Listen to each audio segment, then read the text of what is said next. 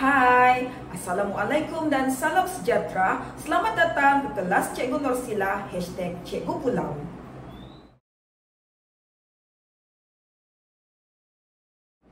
Baiklah anak-anak murid sekalian, pada sesi pengajaran cikgu yang kali ini, kita akan mempelajari subjek Sains Tingkatan 2, Bab 3 yang bertajuk Nutrisi Makanan. Standard kandungan pada sesi pengajaran kali ini adalah 3.1, Kelas Makanan. Manakala standard pembelajaran untuk hari ini adalah 3.1.1, Menghuraikan dan berkomunikasi mengenai kelas makanan. Objektif pembelajaran kita pada sesi kali ini adalah menghuraikan dan berkomunikasi mengenai kelas makanan. Baiklah anak-anak, di sini cikgu ada membawa buah oren, cikgu ada membawa kentang dan juga susu soya. Anak-anak rasa mana satu kelas makanan untuk susu soya? Mana satu kelas makanan untuk buah oren? Dan macam mana pula dengan kentang? Kalau anak-anak tertanya-tanya, mari ikuti apa yang akan cikgu ajar pada hari ini. Apa itu kelas makanan? Kelas makanan ini diperlukan kerana makanan mengandungi zat yang diperlukan oleh tubuh badan kita. Selain itu, makanan juga diperlukan untuk membekalkan tenaga kepada kita. Yang kedua, untuk memperbaiki tisu dan membina sel-sel yang baharu. Dan yang ketiga, pastilah untuk mengekalkan kesihatan yang baik kepada tubuh badan kita. Sekarang, mari kita pelajari kelas makanan yang pertama, yaitu karbohidrat. Karbohidrat adalah sebatian organik yang mengandungi unsur karbon, hidrogen, dan oksigen. 3 jenis karbohidrat, yaitu yang pertama, kanji, di mana makanan yang tersimpan di dalam tumbuhan. Yang kedua, glycogen, yaitu makanan simpanan dalam haiwan di bahagian otot dan hati.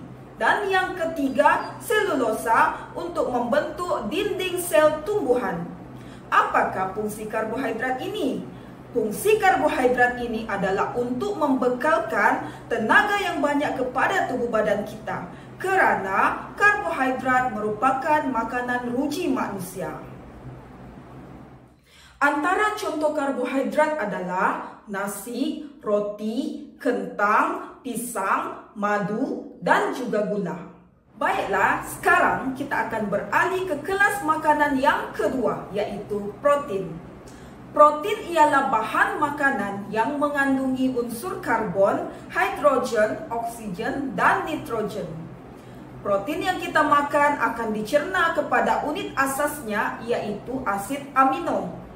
Protein haiwan mempunyai semua asid amino yang diperlukan oleh badan kita. Manakala protein tumbuhan mempunyai sebahagian sahaja asid amino yang kita perlukan. Apakah fungsi protein? Yang pertama, untuk pertumbuhan. Yang kedua, untuk pembaikan tisu-tisu badan yang rosak. Yang ketiga, untuk menggantikan sel-sel yang mati. Dan yang terakhir, untuk mensintesis enzim, hormon, dan antibodi. Sekarang mari kita lihat contoh-contoh protein. Yang pertama, kita ada makanan laut, ayam, telur, dan juga daging. Sekarang mari kita lihat kelas makanan yang ketiga, yaitu lemak. Lemak mengandungi unsur karbon, hidrogen, dan oksigen. Lemak terbentuk daripada gliserol dan asid lemak. Setiap gram lemak membekalkan 2 kali ganda jumlah tenaga yang dibekalkan oleh karbohidrat. Apakah fungsi-fungsi lemak? Yang pertama, lemak melindungi organ badan seperti jantung dan juga ginjal. Yang kedua, untuk mengangkut vitamin E, D, E, dan K. Dan yang terakhir, lemak yang berlebihan dalam badan disimpan di bawah kulit sebagai penebat haba untuk mengawal suhu badan. Sekarang mari kita lihat contoh-contoh lemak.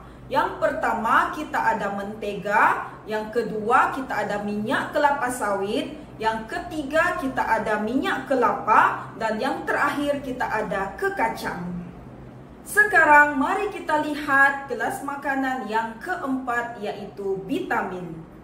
Vitamin ialah sebatian organik yang tidak membekalkan tenaga, tetapi diperlukan oleh badan dalam kuantiti yang sedikit untuk mengekalkan kesihatan yang baik. Vitamin terbahagi kepada dua, yaitu vitamin larut air, yaitu vitamin B dan C, dan vitamin larut lemak, yaitu vitamin E, D, E, dan K. Yang pertama sekali, vitamin E. Kita boleh dapatkan vitamin E ini daripada susu, kuning telur, dan juga minyak ikan. Kepentingannya adalah untuk membantu penglihatan pada waktu malam dan untuk memelihara kesehatan kulit. Kalau kita kekurangan vitamin E, apa yang terjadi? Kita akan mendapatkan penyakit rabun malam dan juga penyakit kulit.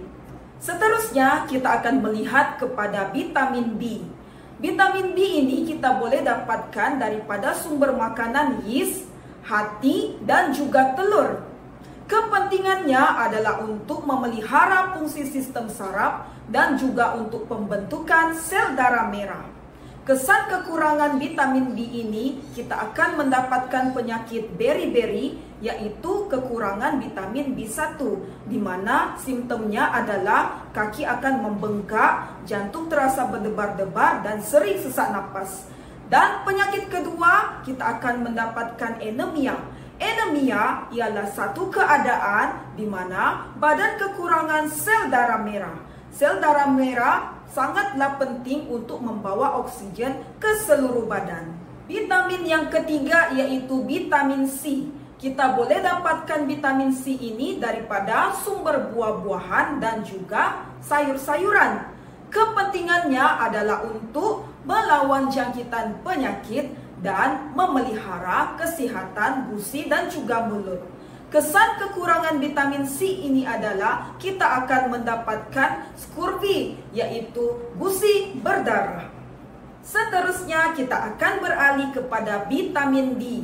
Sumber makanan vitamin D adalah mentega, telur, minyak ikan, dan juga boleh dihasilkan melalui pendedahan kulit kepada cahaya matahari. Kepentingan vitamin D adalah untuk membantu dalam penyerapan kalsium.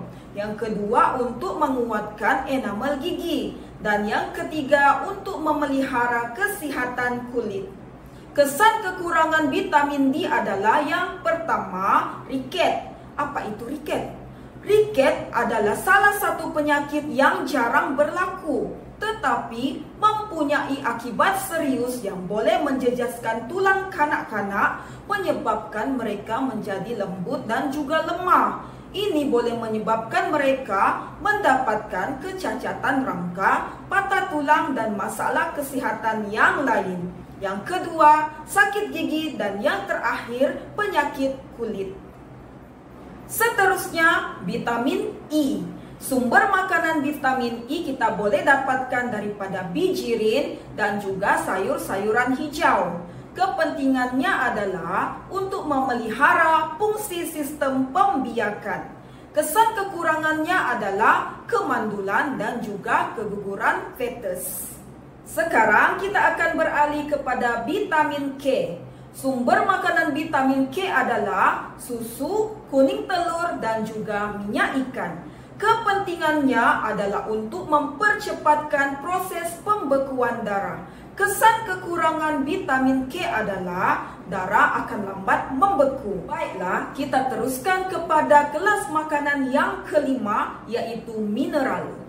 Mineral merupakan bahan bukan organik yang diperlukan oleh badan. Mineral tidak membekalkan tenaga, namun masih diperlukan dalam kuantiti yang kecil untuk mengawal atur proses-proses badan bagi mengekalkan kesehatan. Mineral terbahagi kepada 6. Yang pertama yaitu kalsium. Sumber kalsium kita boleh dapatkan daripada susu, ikan bilis, udang, dan juga sayur-sayuran hijau. Kepentingan kalsium adalah untuk membantu pembekuan darah dan juga menguatkan tulang dan gigi. Kesan kekurangan kalsium yang pertama adalah penyakit riket. Yang kedua adalah penyakit osteoporosis. Apa itu penyakit osteoporosis? Osteoporosis adalah berkurangnya kepadatan tulang yang menyebabkan tulang menjadi mudah retak ataupun patah. Mineral yang kedua adalah natrium. Kita boleh dapatkan natrium ini daripada garam, daging, dan juga telur. Kepentingannya adalah untuk memelihara fungsi sistem saraf. Dan kesan kekurangan natrium adalah kita akan mendapatkan kekejangan otot. Mineral yang ketiga ialah besi. Sumber makanan besi kita boleh dapatkan daripada hati dan juga daging. Kepentingannya adalah untuk membina hemoglobin dalam darah. Kesan kekurangan besi kita akan mendapatkan penyakit anemia, yaitu kurang sel darah merah. Mineral yang keempat adalah iodin. Sumber makanan iodin kita boleh dapatkan daripada makanan laut dan juga buah-buahan. Kepentingannya adalah untuk membantu fungsi kelenjar tiroid. Kesan kekurangan iodin adalah penyakit goiter. Goiter ini adalah penyakit yang akan menyebabkan leher menjadi bengkak. Sumber mineral yang kelima adalah fosforus.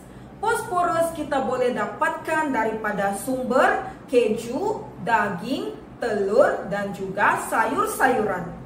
Kepentingannya adalah untuk menguatkan tulang dan gigi, dan yang kedua untuk membentuk asid nukleik dalam DNA dan RNA. Kesan kekurangan fosforus adalah yang pertama riket, gigi rapuh, dan yang ketiga kita tidak akan dapat membina DNA dan juga RNA. Mineral yang terakhir adalah kalium. Kalium kita boleh dapatkan daripada tumbuhan dan juga haiwan.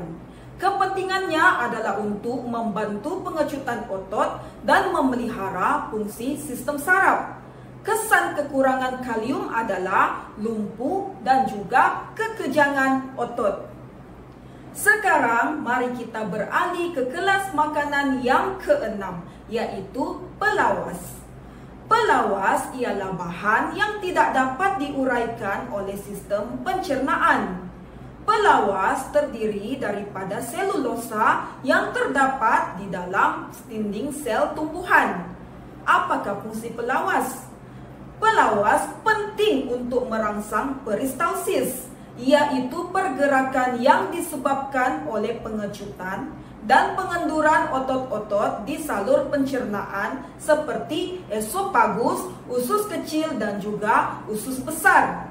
Hal ini dapat memudahkan pergerakan makanan di sepanjang salur tersebut dan untuk mengelakkan sembelit. Antara sumber-sumber pelawas adalah sayur-sayuran, bijirin, dan juga roti gandum yang berserat. Sekarang kita akan beralih ke kelas makanan yang ketujuh, yaitu air. Air ialah sebatian yang sangat penting untuk tubuh badan. Air terdiri daripada unsur hidrogen dan juga oksigen.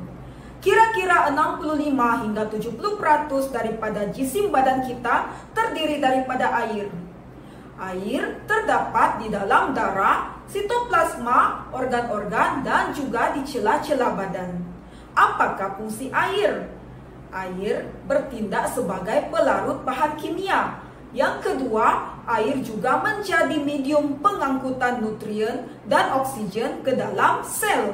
Dan yang terakhir, air mengawal atur suhu badan melalui penyejatan peluh. Anak-anak murid sekalian, kita telah mempelajari 7 kelas makanan dengan fungsi serta sumber makanan yang kita boleh dapati.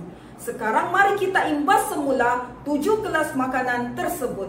Yang pertama kita ada karbohidrat, yang kedua kita ada protein, yang ketiga kita ada lemak, yang keempat vitamin, yang kelima mineral, yang keenam pelawas, dan yang ketujuh air. Anak-anak boleh hafal bukan? Sedar tidak sedar berakhir sudah sesi pengajaran cikgu pada kali ini. Cikgu sangat berharap anak-anak murid sekalian dapat mengingati apa yang telah cikgu ajar pada hari ini, yaitu kelas makanan. Semoga kita akan bertemu lagi pada sesi pengajaran yang akan datang. Sekali lagi, cikgu ingin mengucapkan terima kasih kepada anak-anak yang telah menghadiri kelas cikgu pada hari ini. Sekian, Assalamualaikum dan bye. Jangan lupa untuk subscribe channel Cikgu Nursila #Cikgu Pulau.